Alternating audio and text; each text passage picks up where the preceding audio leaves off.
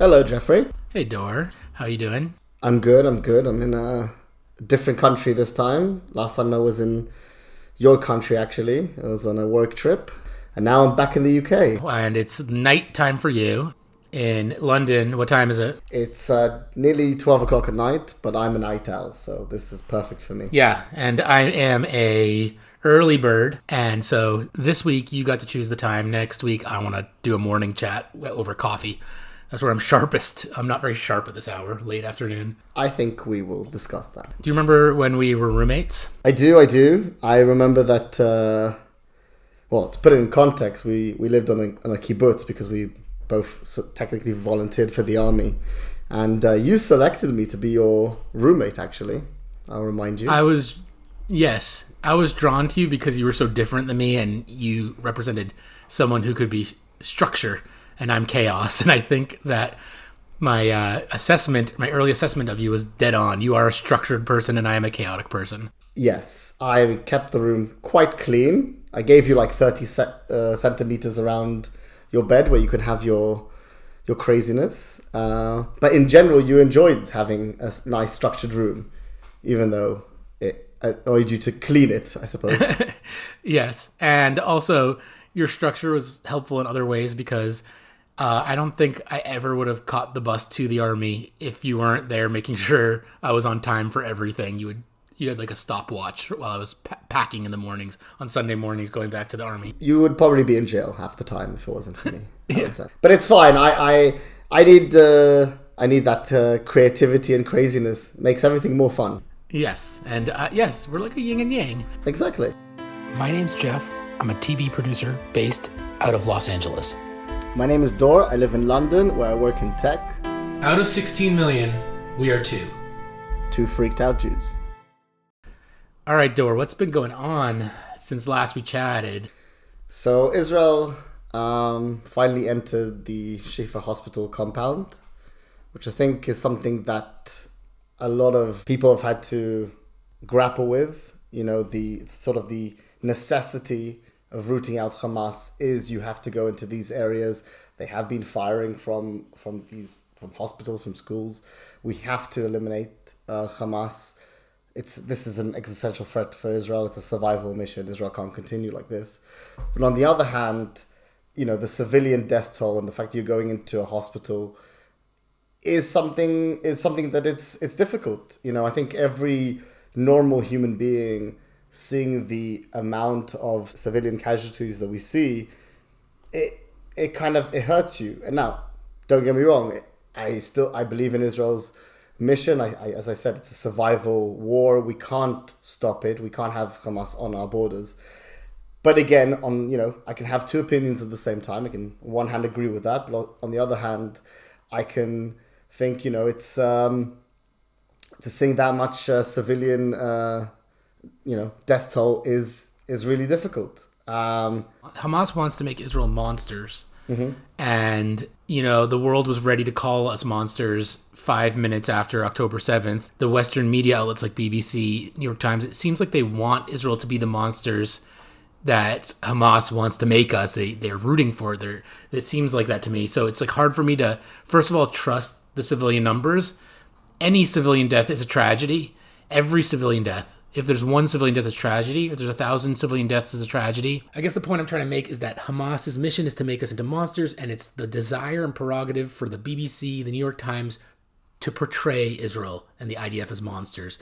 But because you and I served in the Israeli army, we know from personal experience that the soul of the Israeli army is humanitarian and to not be monsters. We know that because we served in it. Not everyone knows that, but we do. The core of the IDF does not want a single civilian death. Yeah, the way I look at it, so we were taught, we had 2 weeks out of 8 months, that we were training. We had 2 weeks worth of firing range training. That's how we learned to use our gun. Obviously, we used it at different times, but that's what we dedicated 2 weeks to do that. It's like getting accustomed to your weapon. Yeah, but we also dedicated a week during the training, and then we did another session just before we went actually into operation duty to just learned. So we didn't do any fighting. We didn't do any training for a whole week. We just learned scenarios of how to deal with Palestinians. This was a very hard week for me. This was a very hard week for me because it was in a classroom setting, and I don't learn well in classroom settings. But that's not well. But it was important that we went through scenario training, and because how do you treat people in a checkpoint? How do you make it humane? Exactly. For example, we used to walk. I remember we used to walk in two lines. Two parallel lines through the streets of Hebron. It was the place, which is a city. In the West Bank. It's a city in the West Bank. It's a mixed city with Jewish settlers and Palestinians. It's got one of the holiest sites for Judaism, and it's a really important place. And also, it's also like one of the most. It's one of the most difficult places to serve in the army, is like a known fact. It's just like a chaotic. Yeah. It was not a cordial relationship between us as soldiers and the settlers at all. It was like adversarial relationship. Yeah, it was. Do you agree on that? It was a very complex place to be in. I think both societies are sort of living on top of each other there, and you have to sort of separate them. And I remember we used to walk. And there's a lot of extremism, a lot of religious extremism amongst the settlers, and there's obviously a lot of religious extremism amongst the Palestinian population. Yeah, so it's just a chaotic place. It's a hornet's nest, is what it is. But I think, and going back, so we used to walk down the street in these two parallel lines, and you weren't allowed to have people going between the lines for security purposes. People had to sort of walk around you. And we were speaking about this in the scenario training. How do you make people walk around you, but in a polite way? You don't want to push people around. And I remember that, and this was really distinct because I remember doing this, that because you can, push people around, and then what would happen inadvertently, they would walk in the gutter, because the gutter is sort of to your side in the street. And that gave me an image from the Holocaust, that Jews were meant to walk in the gutter. And I remember we spoke about this actually, that we used to walk in the gutter so they can walk on the pavement next to us, specifically to not humiliate them, because that's not the point really. We're there to keep security. Israel's now there to keep to destroy Hamas, to create security for Israel. It's not to go after civilians. So to clarify what you just said is our two lines would move towards the gutter in order so Palestinian population wouldn't. Yeah, they would instead of them walking. Yeah, I remember that. Walking in the gutter next to us. We would go to the gutter so they can walk in the pavements. I haven't thought about that in 10 years, but now that you mention it, I do remember that. And I think it's the slight thing, because that's the message that you want, and that's really important. And so going back, as I said, going back to Gaza, so back to Shifa Hospital and Gaza now, it's like when people want to believe that Israelis are bloodthirsty demons, that I know because of our experience, what we learned while we were soldiers, how untrue that is. Now there's we should say, look, people are human beings. Soldiers make mistakes. Everyone makes mistakes. But at the end of the day, the overall instruction and the overall policy is we need to get Hamas. Now, it's awful, and you mentioned it, like, every civilian is bad, and that's not a mantra, that is true. So every civilian death is bad. Every civilian death is bad, yeah. And I think that people, as you said, people comment and argue about the numbers coming out. Is it 10,000, 12,000, etc.?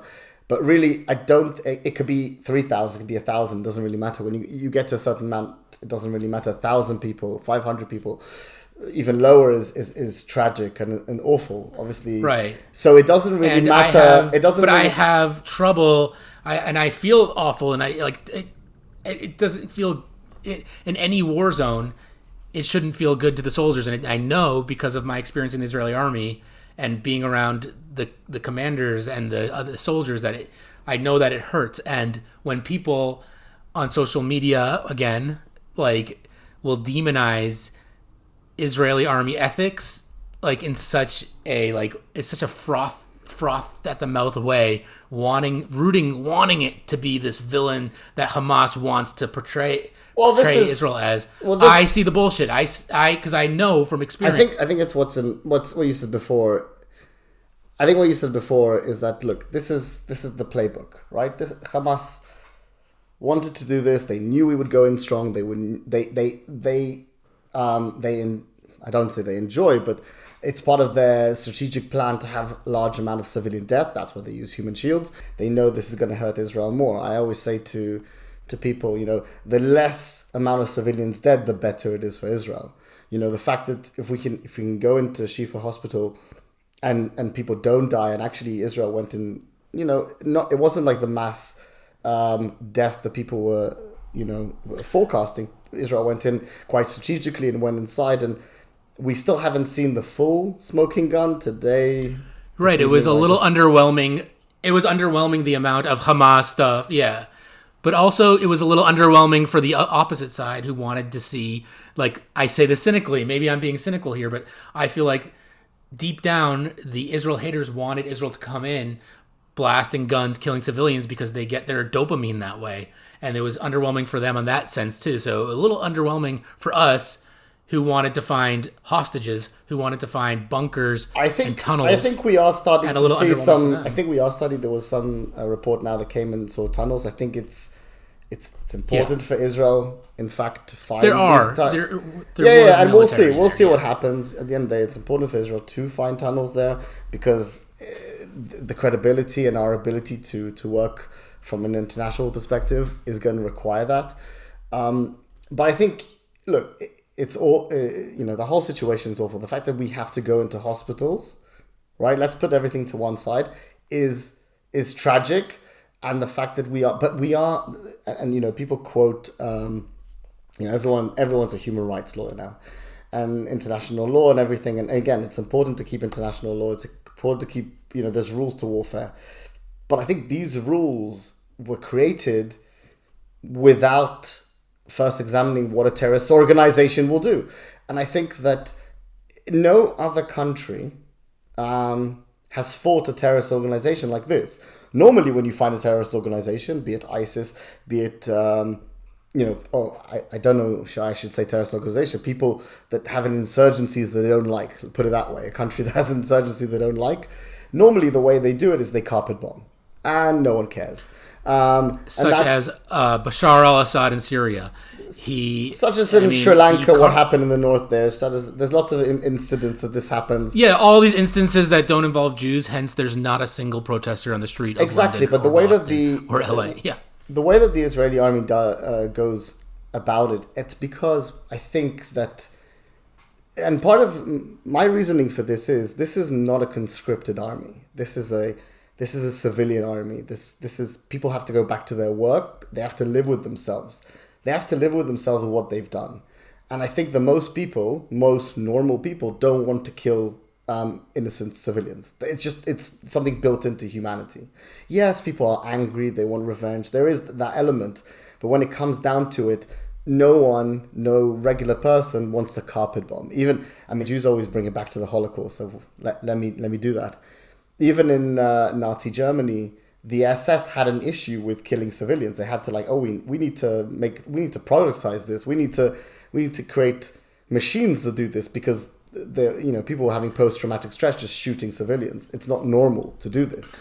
And I think that's really important. They invented the gas chambers. Well, exactly. Well, that's what they did. Part of the reason they invented gas chambers for efficiency, and also because people are not used to killing people. And people forget that, as I said, Israel is a civilian army.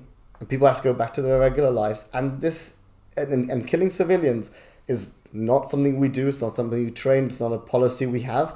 And in the end of the day, if we're talking just strategy, it does not help. So the fact that civilians are dying is horrible. It doesn't help us strategically. And the more we can avoid it, then the more we can, And the reason it's not... And the reason it's been challenging to be avoidable is because how do you defeat an enemy that burrows into schools and hospitals? It's never been done before. And people forget this as well. I mean, Israel has tried to combat them in a sort of an appeasement way for 15 years. But right now, in order for Israel, the country, to survive, we have to get rid of Hamas. We have to do that. And also we have, which is an insane amount even to say it out loud, 240 hostages. So until we get those people back, we're going to do everything. let's talk about how seems to be some sort of deal in the works right now for 50 hostages for 5 days of no fighting. Personally, I would take any deal, because I don't know how long these Right. the Hamas is psychopath. I don't understand. They wake up every day differently. Who knows? If we can get 50 people, 20 people, I would. No, you're right. Yoav Gallant, the defense minister, said, like, we can fight Hamas for the next 10 years, but we can't afford to have, I don't remember his exact words, but we can't afford to have these hostages a minute longer than... I would get them out, and there's all controversy in Israel about sending some fuel tanks to avoid sort of a humanitarian crisis.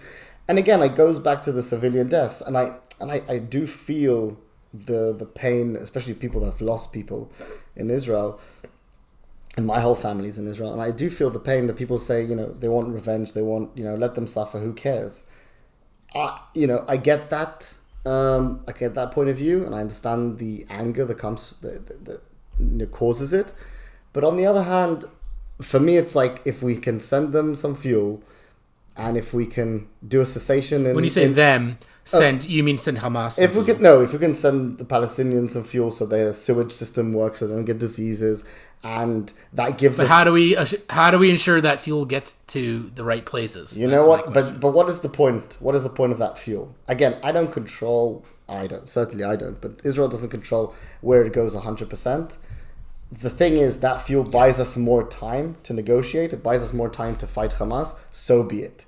If it gets us closest to getting a hostage, I'll give them 100 trucks of fuel. Who cares? At the end of the day, we need these people back. Yeah. And that's the thing. If it gives us, it's a moment, 100 trucks of fuel is we need the children nothing. back. Like, I'm numb right now, and I don't want to be numb. Like, I want to feel like I felt on October 8th, looking at videos of kids. One of them looks like my daughter. Like these children are still there. These parents don't know where their children slept last night. They don't know where their children are going to sleep tonight.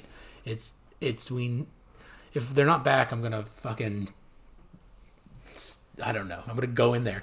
I don't know. By myself. Probably not going to be helpful, but yeah. No, especially to my family here.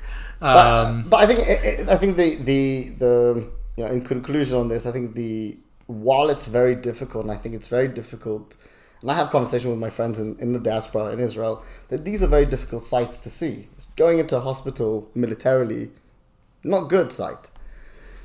However, we have to remember the core of where, and it's difficult, because if you have a human heart and you see people suffering, it's difficult. But you have to remember the core thing. I always come back to this. This is survival. If we ceasefire now, if we stop doing it, Hamas stays there, Israel can't exist. People are not going to be able to move back to their homes near Gaza, into these kibbutzim. If we don't continue to do this, we won't get the hostages back. What else is happening this week? There was a huge pro-Israel release the hostages Jewish gathering in Washington, D.C. that I couldn't go to for many reasons. You saw that in the news? Yeah, I saw it was nearly 300,000 people. We've had similar small rallies in the UK for pro-Israel stuff. One of them I went to, actually. We did a vigil for all 240 hostages outside the parliament, but it was very, very moving. We had some family members of the hostages that live in the UK. I struggled to find the words to explain to people how it felt. I can't say I enjoyed it, but it felt very comforting. Yeah, very comforting to be surrounded by people that are going through what you're going through. I mean, obviously, I can't imagine what it is to have your family members as hostages, but as all this sort of negativity, this anti-Semitism, this anti-Israel stuff is going on, it felt like a protective bubble, and it was nice to be there and to show support for that, because I've been seeing awful stuff on. I'm sure you've seen awful stuff on social media. Oh yeah, social media is toxic. So I work remote from my house, and I don't get out much, and a lot of like my worldview is influenced by social media. And just this morning, I was out in like a very populous area of Los Angeles with my wife and my kids, and I saw a bunch of the posters for the kidnapped children in Israel that you see on Instagram and whatnot. And immediately I'm like nervous. I'm like, oh God, someone's going to come over here and rip them down, and I'm going to get into a straight up fist fight in front of my kids. I'm going to get arrested. I'm like, I was just so ready for it to happen because that's it being fed to me constantly on Instagram. Okay, so cut to, I'm locking up my bike, and a family comes up and starts looking at these posters. And this is a family I've seen around my neighborhood. Their kids go to my kids' school. I don't know them. It's lesbian moms and some kids. I don't know if they're Jewish. I doubt it. Like, they're just average people. And I was like, oh God, what are they going to do? Are they going to rip down these posters? And so they all start looking at these posters of the kidnapped kids. And one of the moms was like explaining to the kid, like, this is about what happened in Israel. Like a lot of these people were just kidnapped, and it's a very sad situation. And then one of the other moms came up and took a picture of it, like the QR code. I'm like, oh, these people, like, it was nice. I think it was beautiful. Like, it shows. Yeah, it shows like the real world is not what is. Yes, a lot of why I'm freaked out is because I'm staring at this screen of dismay of Instagram and all that, and it's just not the real world. And that's a comforting thought, that like this average family comes by and just looks and was respectful, remorseful. Like it was touching. And because you never see that on Instagram. On Instagram, it would be like someone with blue hair and neck tattoos ripping it down and then being grilled by an Israel supporter. So it was. Yeah, I think that's kind of, well, that's social media, isn't it? It's both the extremes, and then not everything is so negative as it is on the screens. You can actually be supported by real human beings. And in fact, in the UK, I couldn't go today. In the UK today, we had an anti-Semitism protest outside Downing Street that was actually organized by a Christian organization. So it was a Christian organization, plus obviously a lot of Jews went. But it was. I was speaking to friends that went there, and it was so nice to have some support outside our community. So if people can go to these places, I think for themselves, it's super healing from from what we're going through at the moment. And speaking to that, I've been going to a lot of birthday parties. Like every weekend I have a birthday party. You have kids, that's why. Yeah, I have a 5-year-old, and there's a birthday party every weekend. And before October 7th, I don't really think we didn't have a lot of Jewish friends in our neighborhood. We have a lot of non-Jewish friends. But since October 7th, at these birthday parties, Jewish people are, like, we're connecting to these other Jewish parents, like magnetiles. If you have kids, you know what magnetiles are. But, like, we're just, like, last week I was at a party, and this guy comes up to me, and he kind of bageled me. You know that term? I have no idea what that means. Bageling is like when you try to fish out if someone's Jewish. He like comes up and he was like, really? Hey, bagels? Yeah. He's like, where are you from? I'm like, Boston. He's like, oh, did you go to camp? And I'm like, yeah. And he's like, what camp? And I'm like, oh, I went to a Jewish camp. He's like, that's called bageling. Anyways, he bageled me. I'm going to steal that line, by the way, and I'll let you know next time if this is like a British thing. But I'm stealing it. It's not. It's a popular American Jewish phrase, I think. But he bageled me. And now we're good friends with them. Like I'm already getting memes from him. And like, I haven't seen him since that birthday party, but I consider him a good friend now. But anyways, we're going to get together, and it happened with like 3 other Jewish couples. And now we're like planning a big Shabbat dinner, and we are, we're talking about how we're going to do like a communal Hebrew school. And that's kind of like also like a nice communal comfort, but yeah. So I've been thinking about this, and because I was speaking to people in Israel, and I was trying to figure out, what is the difference. I mean, there's lots of differences, but what is the difference of how we're going through this current situation, the war, for diaspora Jews and for Israelis, Israeli Jews? And you know what? And obviously, the main difference is they're under rocket fire, they're under a war, and we don't have to deal with that. But I was thinking about it, and a lot of people talk about the differences from a political point of view, sort of the anti-Semitism, things like that. But I actually looked a little bit different. I think that there's advantages and disadvantages to both sides. I don't know if the word advantages are correct, but anyway, from my point of view, to be, when you're in Israel and this is all happening, you leave your house, you walk around, and everyone's kind of in the same boat, right? Everyone knows that there's a war going on. Everyone knows somebody who's either been killed, who's in the army, who's a hostage, and it's awful. But everyone's in the same boat. It's sort of like COVID. When you walked out, everyone was in the same thing. So you kind of have a natural understanding with people when you walk. Like, that's what I love about Israel. That's what drew me to move there, because I've always been a freaked out Jew in the diaspora. And like in Israel, it's like I can kind of connect into a version of myself that is void of that, void of that anxiety. Like, well, that's in a negative sense. No, but that's a positive thing about Israel. It's like I love being there. I love knowing that the bus driver understands who I am, what I am. I don't feel othered. There is a slight other feeling in the diaspora, as a Jew, and I know I don't know if it's because we feel different or is it because everyone else thinks we are different.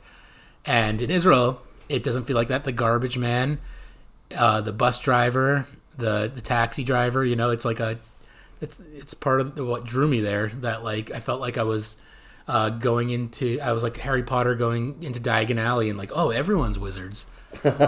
No, I get the reference. No, and I think that's the difference. I think what you said is the other, and I think in the diaspora, what we feel, when we walk outside the house, when we walk outside the community, is we do feel a bit alone. And again, a lot of people, non-Jews, have been super supportive and everything, but you feel like they're very supportive, and it's so heartwarming when you get support from the non-Jewish side.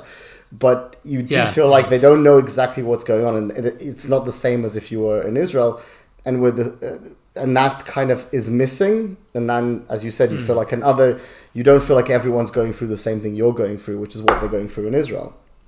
Beyond, of course, the perpetual sort of war that they're under.